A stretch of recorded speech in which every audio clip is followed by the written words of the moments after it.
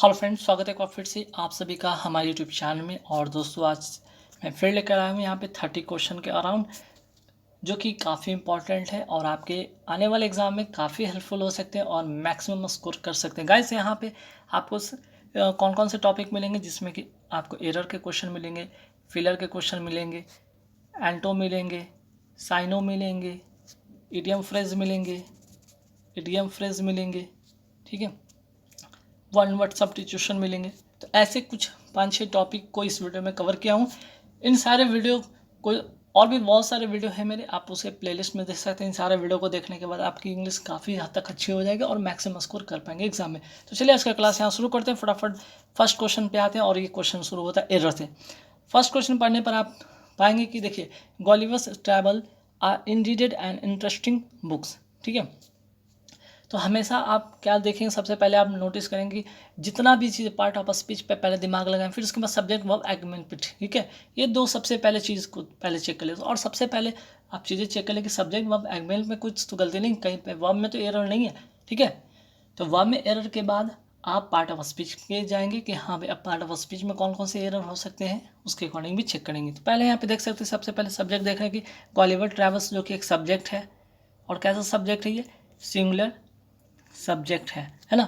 अब आप समझ सकते हैं कि जब सिंगुलर सब्जेक्ट रहता है तो वर्ब क्या होता है? सिंगुलर वर्ब तो होता है ना। वर्ब क्या होता है? ये क्या है? आपका वर्ब है। और वर्ब क्या है? यहाँ पे प्लोरल है। ये वर्ब क्या है? प्लोरल है, जो कि गलत है ना। यहाँ पे क्या होना चाहिए था? इज होना चाहिए था, ठीक है। Gulliver's travel is indeed an interesting book, ठीक। चलिए, तो फर्स्ट क्वेश्चन में आपको एरर पता चल गया कि वर्ब से रिलेटेड एरर था। नेक्स्ट क्वेश्चन पे आते हैं। सब्जेक्ट वर्ब एग्रीमेंट का अगर आपने जो वो 25 रूल्स अपने पर रखे होंगे तो आपको यहाँ से दिक्कत नहीं आने वाला है, ठीक है। जैसे जैसे ही आपको दिखा होगा आइदर और, तो मैंने आपको बताया था कि आइदर और के केस में होता है क्या है भाई? आइदर और के केस में ये होता है कि और कि जो सब्जेक्ट होते हैं ना, वो वर्ब के नज़दीक के अकॉर्डिंग होते हैं।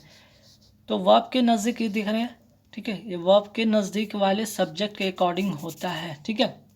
आइदर और के केस में क्या होता है? वर्ब अपने सब्जेक्ट के अकॉर्डिंग होता है, और वो भी कौन सा सब्जेक्ट? जो अपने नज़दीक वाले सब्जेक्ट होते हैं, ना कि ये वाले सब्जेक्ट के अनुसार, बल्कि ये वाले सब्जेक्ट के अनुसार, ज्योति वाले सब्जेक्ट के अनुसार होगा। तो ज्योति क्या है यहाँ पे? ज्योति अगर हम बात करते हैं तो ज्योति यहाँ पे सिंगुलर सब्जेक्ट है। ये क्या? सिंगुलर सब्जेक्ट है। अगर ये सिंगुलर सब्जेक्ट है तो वर्ब नहीं होगा ना, प्लूरल। हैव क्या? प्लूरल वर्ब है। हमें क्या करना होगा? हैज़ करना होगा। ज्योति हैज़ डन द क्राइम, ठीक है। चलिए, तो सेकंड रूल में आपने सीखा कि सब्जेक्ट वर्ब एग्रीमेंट का रूल ये कहता है कि आइदर और के केस में और से जो जुड़ता है सब्जेक्ट, उसके अकॉर्डिंग ही होता है वहाँ पे वर्ब, या कह सकते हैं वर्ब के अपने नज़दीक वाले सब्जेक्ट के अनुसार होता है। दोनों तरह से आप इसको समझ सकते हैं। चलिए, ठीक है। नेक्स्ट क्वेश्चन पे आते हैं कि the streets are so wet it should have rain last night. एक तो पहले लास्ट नाइट यहाँ पे देखते हैं, तो ठीक है और सही है, पास्ट में है। अच्छा, आगे देखते हैं, the streets are so wet. Street क्या है? काफ़ी हद तक गीला है। अगर गीला है तो जाहिर सी बात है ना, डेफिनेटली बात है, डेफिनेटली ये बात है कि बारिश तो हुई होगी। तो यहाँ पे शुड नहीं लगाएंगे, बल्कि क्या लगाएंगे? मस्ट लगाएंगे। क्योंकि मस्ट होता है बहुत ज़्यादा संभावना होता है। मस्ट कब होता है? बहुत ज़्यादा संभावना के सेंस में होता है मस्ट, ठीक है। तो the streets are so wet it must have rain last night. जैसे लास्ट नाइट में तो ये तो पता चला कि लास्ट नाइट में हुआ था बारिश, लेकिन वो संभावना काफ़ी ज़्यादा है। इससे ये क्यों? क्योंकि ये पता चला कि यहाँ पे ये चीज़ें गीला था, वो सब फर्श जो था, क्या रोड गया था, वो गीला था। इससे ये साबित हो रहा है, इससे ये प्रूफ हो रहा है कि बारिश तो हुई थी, ठीक है, संभावना है, ठीक है। चलिए, नेक्स्ट क्वेश्चन पे आते हैं। नेक्स्ट क्वेश्चन में बड़े मज़ेदार है। Our vacation is between 12 May to June. सबसे पहले ध्यान रखिएगा बिटवीन का, और यहाँ पे टू का रिलेशन समझिए। बिटवीन का कंजंक्शन जो होता है वो एंड होता है, ठीक है। और अगर हम टू की बात करें तो फ्रॉम का कंजंक्शन होता है टू से। बिटवीन का होता है एंड से, फ्रॉम का होता है टू से। तो आप क्या करेंगे? Our vacation is between 12 May to ना होकर यहाँ पे क्या होगा? 12 में एंड यहाँ पे करना होगा, क्योंकि इसके अकॉर्डिंग हम चलेंगे। बिटवीन के बाद एंड का होता है, तो बिटवीन के बाद हम एंड का यूज़ करेंगे, ठीक है। समझ में आया? फोर्थ क्वेश्चन में एक अलग रूल आपने सीखा। नेक्स्ट क्या है? नेक्स्ट आपको जो होगा, he is very angry on me. तो देखिए यहाँ पे प्रीपोजिशन बेस्ड एरर है, यहाँ पे क्या प्रीपोजिशन बेस्ड एरर है। और हमने आपको बताया था कि एंग्री के साथ क्या लगता है, एंग्री के साथ लगता है पर्सन अगर हो तो वो विद लगता है, ऑन तो लगता नहीं है। तो आपने प्रीपोजिशन बेस्ड एरर सीख लिया और ए पार्ट में यहाँ पे एरर है, ठीक है, आप विद का यूज़ करेंगे। नेक्स्ट क्वेश्चन क्या है, the social activist was murdered in cold blood, ठीक है। अब देखिए the social activist was murdered नहीं होना चाहिए, यहाँ पे क्या होना चाहिए, वह वॉज प्लस वर्ब का थर्ड फॉर्म लगाएंगे, क्योंकि इसे इस सेंटेंस को क्या है एक पैसिव फॉर्मेशन में, ये क्या है पैसिव फॉर्मेशन, और पैसिव फॉर्मेशन में क्या होता है वर्ब का थर्ड फॉर्म आता है। तो यहाँ पे क्या करेंगे मर्डर्ड, ठीक है। चलिए नेक्स्ट क्वेश्चन पे आते हैं, the train will not start until the guard will blow the whistle.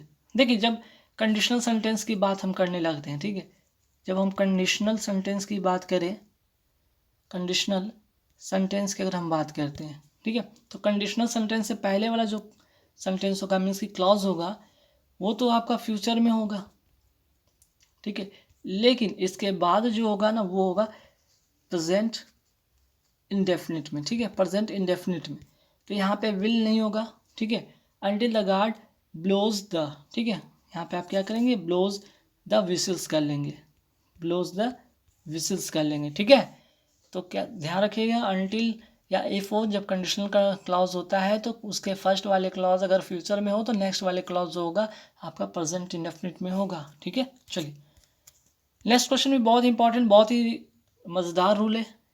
A great, खुद ही आप एलिमिनेट कर लेंगे, ए ग्रेट डील ऑफ, और यहाँ पे ए नंबर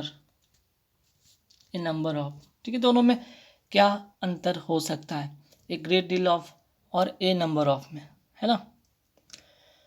तो यहाँ पे चीज़ें समझिएगा, I read a great deal of books या फिर I read a number of books. तो ग्रेट डील ऑफ बुक्स जो होता है ना अनकाउंटेबल के साथ होता है और ये काउंटेबल के साथ होता है। तो यहाँ पे बुक क्या आपका काउंटेबल है, तो काउंटेबल के लिए हम क्या यूज़ करेंगे ए नंबर ऑफ बुक का यूज़ करेंगे, ठीक है, ए नंबर ऑफ बुक का यूज़ करेंगे, ठीक है। चलिए अब आते हैं फटाफट फिलर देखते हैं। फिलर में भी क्या है, जैसे ही पढ़ते हैं कि जेन इज़ एनॉयड, वो इसमें चार ऑप्शन है क्या होना चाहिए। जेन इज़ एनॉयड के साथ जो प्रीपोजिशन होता है एनॉयड, अनॉय प्लस विद होता है, ठीक है, प्रीपोजिशन। अब आप चेक कर ले यहाँ पे कौन सा होगा, सेकंड नंबर ऑप्शन इसका होगा बी, ठीक है। Next I am not angry you Paul. अब देखिए यहाँ पे फिर से पर्सन आया और एंग्री आया, तो एंग्री और पर्सन के लिए हम क्या यूज़ करते हैं विद का यूज़ करते हैं, ठीक है। एंग्री के साथ हमेशा क्या यूज़ करते हैं विद का यूज़ करते हैं जब पर्सन की बात करते हैं, तो जब हम पर्सन की बात करते हैं तो, ठीक है। चलिए नेक्स्ट क्वेश्चन पे आते हैं। नेक्स्ट क्वेश्चन क्या है, यहाँ पे आर्टिकल बेस्ड है, और आर्टिकल बेस्ड में क्या होगा, यहाँ पे जो इंडेफिनिट आर्टिकल होगा यहाँ पे यूज़ होगा, ऑस्ट्रेलियन के साथ इंडेफिनिट आर्टिकल का यूज़ होगा। लेकिन अब बात है कि कौन सा, ये तो होगा नहीं, अब तीन ऑप्शन तो बचते हैं। ऑस्ट्रेलियन ए अगर हम बात करें अ से शुरू होता है ना इसका, जब आप इसका साउंड स्टार्ट करते हैं, इसका साउंड चेक करते हैं, प्रोनाउंस करते हैं साउंड का, तो वॉवल साउंड आता है, क्या आता है वॉवल साउंड आता है। वॉवल साउंड के लिए हम क्या यूज़ करते हैं एन का यूज़ करते हैं। यूरोप की अगर हम बात करते हैं यूरोपियन, तो इसका जो साउंड होता है कैसा होता है कॉन्सोनेंट साउंड है, कॉन्सोनेंट साउंड है, मीन्स कि य से शुरू होता है, तो ये क्या होगा एन होगा और ए होगा, है ना, एन और ए, ठीक है।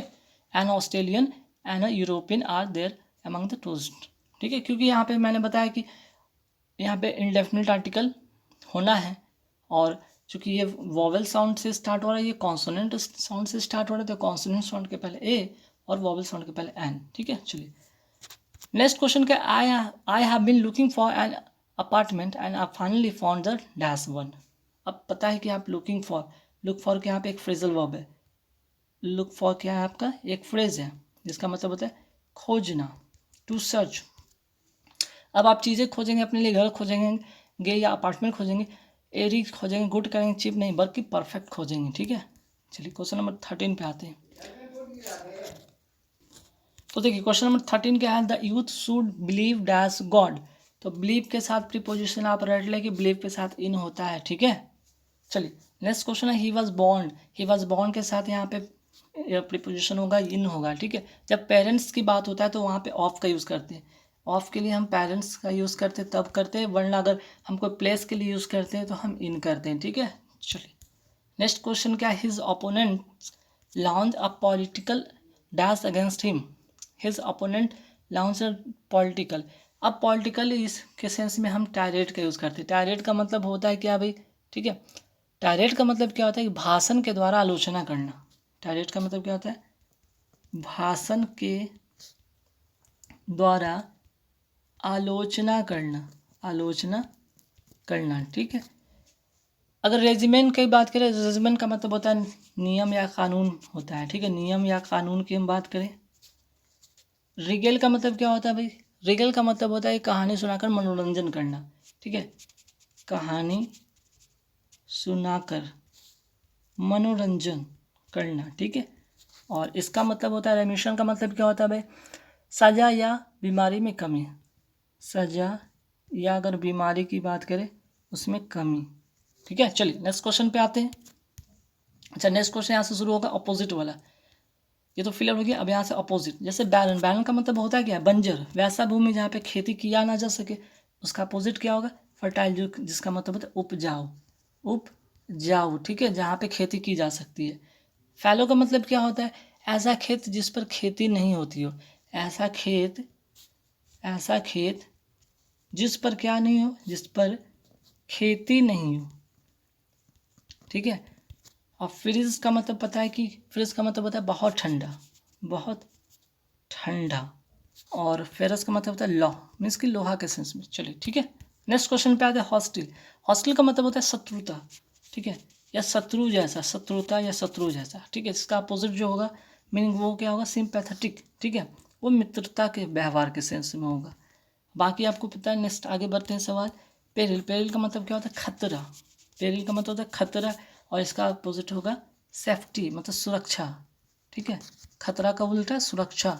और बाकी मॉर्टल का मतलब मरणशील होता है। फैटल का मतलब नोट करना चाहे तो कर सकते हैं, घातक होता है, ठीक है। अब आते हैं यहाँ से साइनो देखेंगे, ठीक है। एब्सर्ड, एब्सर्ड का मतलब क्या होता है, बेतुका, बेढंगा। तो इसका अपोजिट क्या होगा, और सैनो है ना, तो रिडिकुलस होगा। इसका भी मतलब ये होता है बेतुका, बेढंगा, ठीक है। डिलीजेंट का मतलब होता है मेहनती, मेहनती। ब्रिक्स का मतलब क्या होता है, बहुत तेज, बहुत तेज, ठीक है। और कॉम्प्लेक्स मतलब उलझा हुआ। सॉलिटरी का मतलब होता है अकेला। सॉलिटरी का मतलब क्या होता है, अकेला। तो इसका जो ऑप्शन होगा करेक्ट वो होगा लोनली का मतलब ये होता है अकेला, ठीक है। बाकी सब्टल का मतलब होता है सूक्ष्म, बहुत छोटा। सैड का मतलब उदासीन, और वॉलंटरी मतलब स्वेच्छा से काम करने वाला, ठीक है। आते पैसिफिक की बात करते हैं। पैसिफिक का मतलब क्या होता है, शांति प्रिय, शांति प्रिय व्यक्ति। इसका साइन होगा पीसफुल, पीसफुल का मतलब होता है शांति प्रिय। बाकी एक्सटेंसिव का मतलब होता है व्यापक या बड़े स्तर पे, ठीक है। चलिए नेक्स्ट क्वेश्चन पे आते हैं 22 पे। यहाँ से देखेंगे इडियम फ्रेज। जैसे कि यहाँ पे her mother saw through the excuse C gave. Her mother saw is through the excuse C gave, जो उसने एक्सक्यूज दिया उसकी माँ क्या करी, सॉ थ्रू या सी थ्रू। सी थ्रू का मतलब होता है पता लगाना। एक फ्रेज है पता लगाना, तो पता लगाना के सेंस में यहाँ पे क्या होगा, डिटेक्टेड, ठीक है। Her mother detected the excuse C gave, जो उसने एक्सक्यूज दिया उसकी माँ उसके बारे में पता लगाई, ठीक। चलिए नेक्स्ट क्वेश्चन पे आते हैं। She has a bee in her bonnet. Underline वाले का मतलब बताना है, a bee in her bonnet and can say anything. अगर हम बात करते हैं एनीथिंग, फैंक पर्सन एनीथिंग, एनीथिंग नहीं बोल सकते, बस क्रेजी पर्सन की बात करें। कोई ऐसा क्रेजी पर्सन हो सकता है, कुछ भी बोल सकता है, ठीक है। चलिए नेक्स्ट क्वेश्चन पे आते हैं, जो कि वन वर्ड सब्स्टिट्यूशन है। ए हेटर ऑफ वुमेन, जो वुमेन से नफरत करता है, जो औरतों से घृणा करता है, उसको क्या कहते हैं, मिजोगैनिस्ट, ठीक है, मिजोगैनिस्ट। इसका इस करेक्ट आंसर होगा बी। लेकिन अगर मिजोथ्रैम मिसथैम्पो,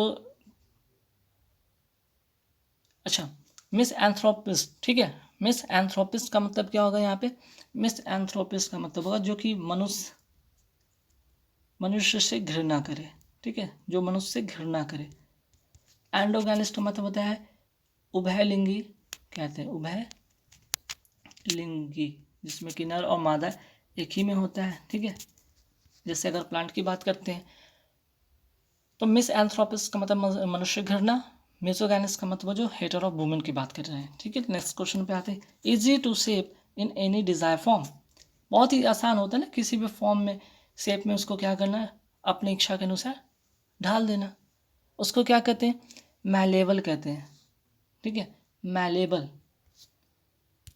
नेक्स्ट क्वेश्चन पे आते हैं, amount of money demanded by kidnappers, ransom, बहुत बार आपने अगर मूवी देखा तो रैंसम के बारे में सुना होगा।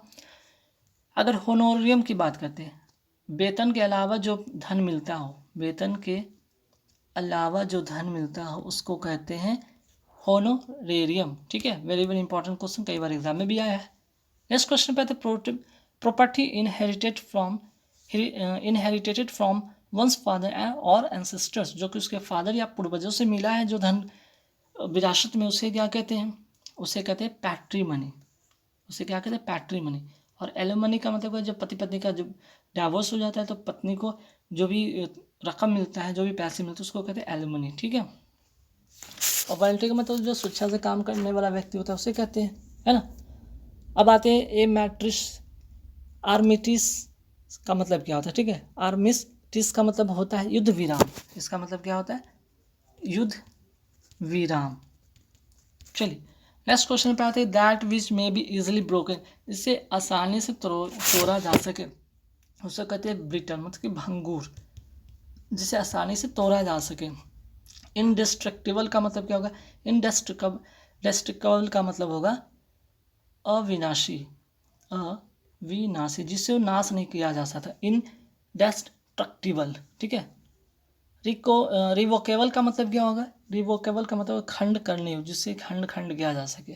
चलिए तो गैस यहाँ पे कुल 30 क्वेश्चन के अराउंड से, मीन्स कि 28 क्वेश्चन थे।